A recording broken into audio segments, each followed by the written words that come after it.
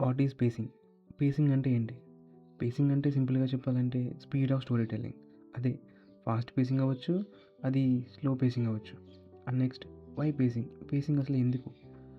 చూసే ఆడియన్స్‌కి interest create చేయడానికి, ఎమోషన్ అండ్ టెన్షన్ బిల్డ్ చేయడానికి, ఇంకా మూవీని జెట్ స్పీడ్‌లో వెళ్ళనివ్వకుండా ఆర్ నత్తలా నడవకుండా బ్యాలెన్స్ చేస్తూ నడిపించడానికి పేసింగ్ యూజ్ అవుతుంది.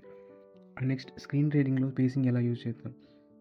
ఫస్ట్ ఆఫ్ ఆల్ స్క్రీన్ రీడింగ్‌లో సీన్ లెంత్ వచ్చేసరికి షార్ట్ సీన్స్ రాసుకుంటే మనం అది ఫాస్ట్ పేసింగ్ కింద, పెద్ద పెద్ద సీన్స్ రాసుకుంటే స్లో పేసింగ్ కింద అనొచ్చు. డైలాగ్ వచ్చేసరికి cut to cut fast dialogues వస్తే ఫాస్ట్ పేసింగ్ అనొచ్చు. ఆగుతూ, మధ్యలో స్పేస్ ఇస్తూ, సైలెన్స్ బిల్డ్ చేస్తూ చెప్తే దాన్ని స్లో పేసింగ్ కింద అనొచ్చు. మనం యాక్షన్ డిస్క్రిప్షన్ రాసుకుంటాం కదా! యాక్షన్ డిస్క్రిప్షన్‌లో షార్ట్స్ చిన్న చిన్న సెంటెన్సెస్ వస్తే అది స్పీడ్ పేసింగ్ కింద, పెద్ద పెద్ద పారాగ్రాఫ్స్‌లో రాసుకుంటే అది ఫాస్ట్ పేసింగ్ కింద అనొచ్చు. నెక్స్ట్ వచ్చేసరికి ఎమోషనల్ పేసింగ్. ఎమోషనల్ పేసింగ్ ఎక్కడ యూజ్ అవుద్దంటే, ఒక ట్విస్ట్ రివీల్ చేయడంలో గానీ, కొన్ని సీన్స్‌లో హ్మ్, ఏదైనా కంటెంట్ రివీల్ చేయడంలో గానీ, టైట్ సీన్స్, టైట్ పేసింగ్ వేసుకుంటే దాన్ని ఫాస్ట్ పేసింగ్ అనొచ్చు.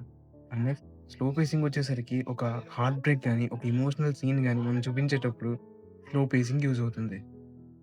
That's it for the day guys. Next screen writing బేసిక్స్‌లో కలుద్దాం.